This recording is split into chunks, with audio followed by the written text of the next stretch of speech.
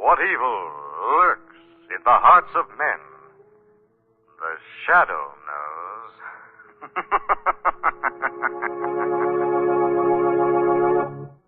Once again, Mutual Don Lee brings you the thrilling adventures of the Shadow, the hard and relentless fight of one man against the forces of evil.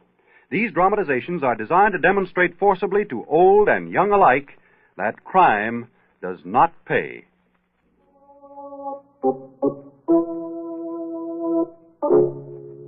Today, by popular request, Blue Coal again brings you one of the most outstanding shadow dramatizations of all time, the exciting story called Death in a Minor Key. The Shadow, who aids the forces of law and order, is in reality Lamont Cranston, wealthy young man about town. Years ago in the Orient, Cranston learned a strange and mysterious secret, the hypnotic power to cloud men's minds so they cannot see him. Cranston's friend and companion, the lovely Margot Lane, is the only person who knows to whom the voice of the invisible shadow belongs. Today's drama, Death in a Minor Key.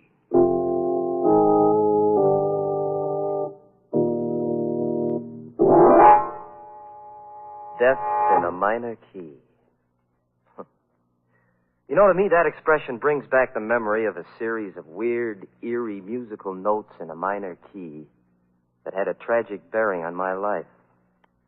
It's funny, isn't it, how all of us recall a certain sound that we associate in our minds with a strange, indeterminate feeling of uneasiness or fear. Like the cry of a coyote as it's silhouetted against the night sky. Or the wild shriek of a siren as an ambulance catapults through the city's darkened streets.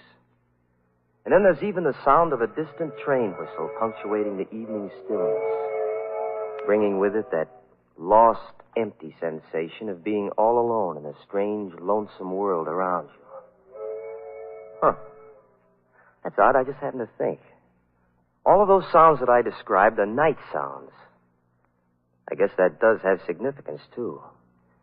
Because the night is... well, night is a time for fear. And it was at night, too, that those notes in a minor key were heard. Faintly at first. Ever so faintly. Played on a strange instrument. Then as they came closer, you heard uneven, heavy-footed steps. The sounds are louder now. The footsteps nearer. Nearer. Nearer. Nearer. Nearer.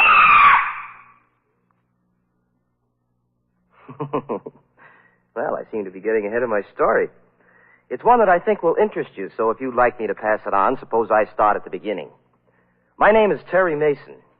My mother and father died in an accident when I was 12, and I was brought up by an only uncle. My story really begins down in Santo Domingo, where I spent 2 years supervising one of the family plantations. Well, Santo Domingo was all right, but believe you me, I was a very happy guy when the day finally arrived for me to board a ship to return to the States. The main reason for that happiness was, because I was in love. Yeah. Not only in love, but on my way to get married.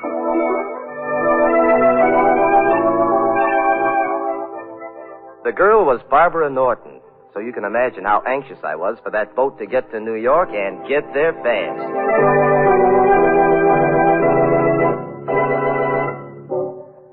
Well, I got to New York all right. And the following day in a little church downtown. Do you, Barbara Norton, take this man to be your lawful wedded husband? I do. I do. Yeah, it was a beautiful ceremony, I guess. But I wasn't the man who married Barbara Norton. What happened? Well, there were probably a dozen reasons, so let's just say that 2 years was too long for her to wait. Well, a thing like that's pretty tough to take. All my hopes and dreams of a future were wrapped up in Barbara. Then all of a sudden, boom, there's nothing.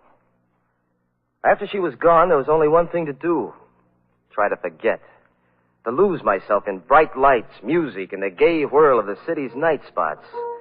When one place would close, I'd dig up another. My favorite hangout was the Sky Room. Of course, I know I shouldn't have gone there because everyone knew me. But I just liked the idea of kicking it around 40 stories above the ground. I never took a table, just sat at the bar and listened hazily to the jumble of conversation around me. Care to dance, Margot? Not yet, Lamont. I'm having too much fun just watching. Darling. You see that young man sitting at the bar? You know he's been staring at you for the past 10 minutes? Hey, wait a minute. I believe I know him. Of course, that's young Terry Mason. For heaven's sake, I haven't seen him in years. Well, if he's a friend, ask him over. You mind? No, I wish you would. Terry? Hey, Terry. Yeah? Oh, Lamont. Come on over. If he can make it. Oops, he almost landed on that table. Hello, Terry. I'm glad to see you. How are you, Lamont? Well, fine, thank you. This is Miss Lane, Terry. How do you do? How are you, Sit Terry? down. All right. Oh, tell me, where have you been all these years? Oh, Santa Domingo plantation stuff. 2 years of it. Finally got fed up and came back, huh? Are you kidding? Oh, what do you mean? You know why I came back. I'm afraid I don't. Hey, you see, Miss Lane, that's Cranston, always the gentleman. Well, I'll tell you, my friend, I came back to get married. But you want to know what happened?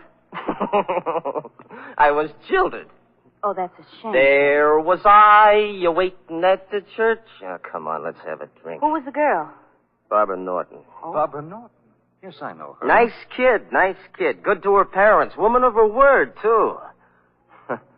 Yeah, woman of her word. Well, just what happened, Terry? I was away too long. That's the story they give me. I was away too long. But that isn't the real story, not by a long shot. What do you mean, Terry? They're all working together on this thing. They're working against me. Who's working together? My uncle, Barbara, and her father, Dr. Norton. I don't understand, Terry. My uncle controls my inheritance, Lamont. Today I learned that he and Dr. Norton were planning to confine me in the doctor's private sanitarium. What do you think of that? Well, now, maybe they're doing it for your own good. Oh, sure. Just like Barbara married somebody else for my own good. Oh, no. No, sir. They're all working together. They want that inheritance. And if they get me to that sanitarium, they know they'll have it. Where is this place, Terry? It's up the Hudson. It used to be our family home. Terry, I think you're putting too much stress on this whole thing. Lamont, you've got to believe me. If they confine me in that place, I'll never come out alive.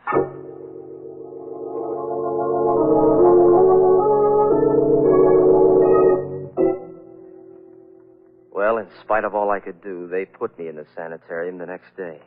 It's for your own good, Terry, they kept telling me. Oh, yes. What they really meant was that it was for their own good. Well, I kept my eyes and ears open, waiting for something to happen. And then, that very first night in the hall of the sanitarium, a sound was heard. Faintly at first. Ever so faintly. Then footsteps. Nearer. Nearer. Nearer. Nearer. Nearer. I rushed to the phone quickly. I knew that I had to call Lamont Cranston at once. He was the only one that I could turn to. The only one.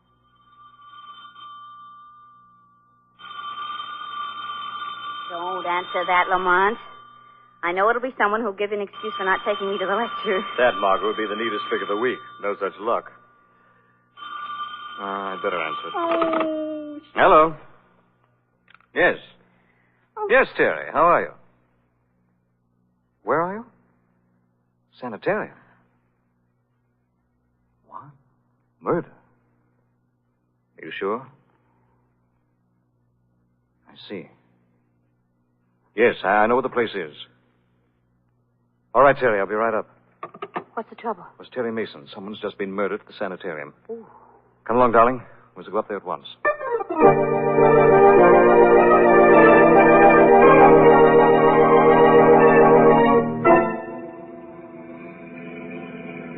You know, Mr. Cranston, when you're first telling me that I'm taking you my cab to a house up the Hudson, I am thinking of only of one house, which is up the Hudson. And this house is not a house which I am fond of, indeed, on account of bars, which is on the window. Yes, I know, Shrevey. Turn left in this driveway. Yes.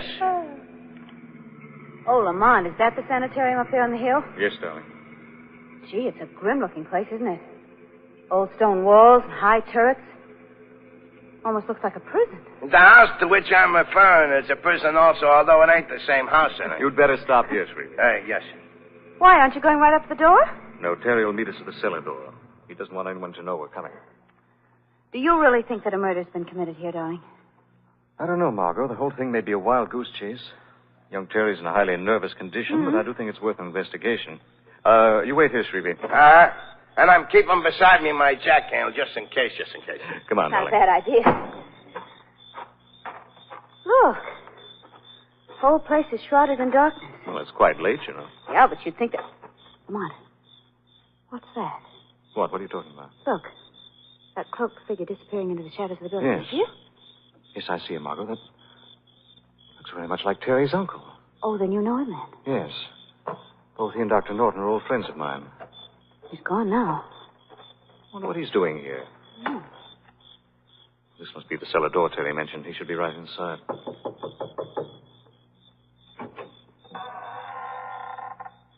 Is that you, Lamont? Yes, I have Miss Lane with me. I see. Come in, both of you.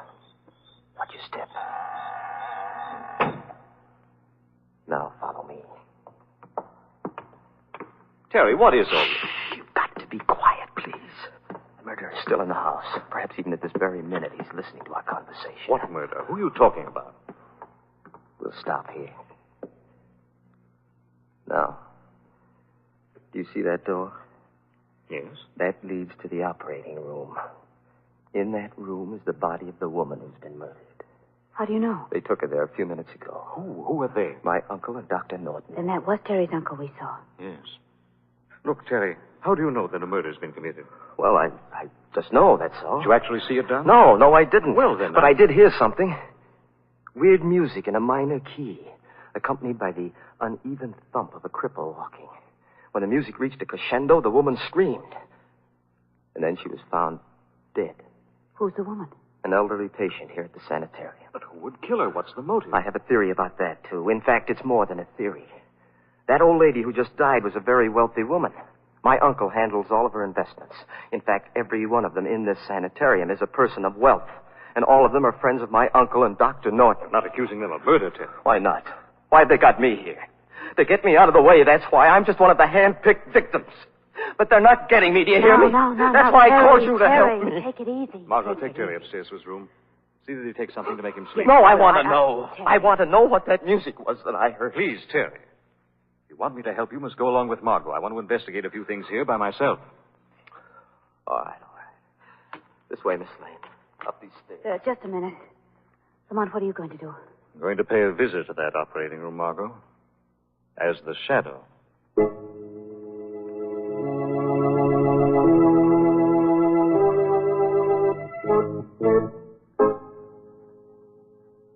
Have you examined the body completely, Doctor? Yes, and believe me, when the coroner arrives, he'll find nothing wrong. You're sure of that? Yes, I am. Doctor, what can we do about Terry? Frankly, I don't know. The boy must be taken care of. He must be. What was that? You'll pardon my intruding on your private conversation, gentlemen. Who are you? Where are you? I'm called the Shadow, gentlemen. Shadow. You've heard of me, perhaps? Yes. Yes. Yes, of course. You must know that although I stand here beside you, you cannot see me. By my hypnotic power, I've clouded your minds. Why are you here? I am seeking information, gentlemen. Information about the death of that woman whose body lies on the table before you. Why, there is no information to give you. No? How did she die? We can't tell that until the coroner arrives. It couldn't have been murder, could it, Doctor? Murder? I don't know what you mean. Just before her death, did you by any chance hear music?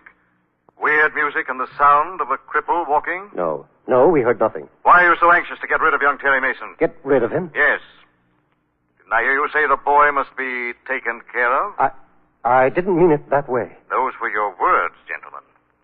Just let me warn you. I'm very interested in the welfare of young Terry Mason. If anything should happen to him, anything at all, gentlemen, I warn you, you will answer to the Shadow.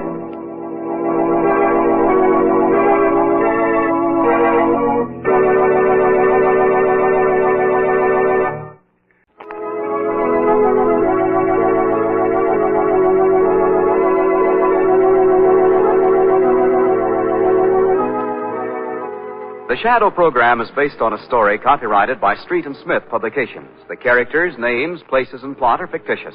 Any similarity to persons living or dead is purely coincidental. The weed of crime bears bitter fruit. Crime does not pay. The Shadow knows.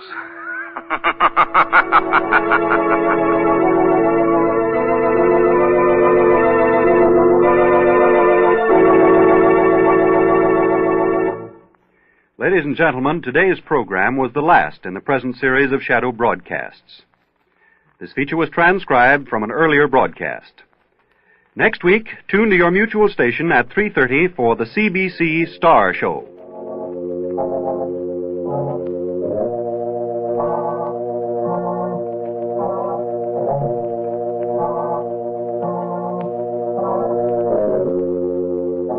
This is the Mutual Don Lee Broadcasting System.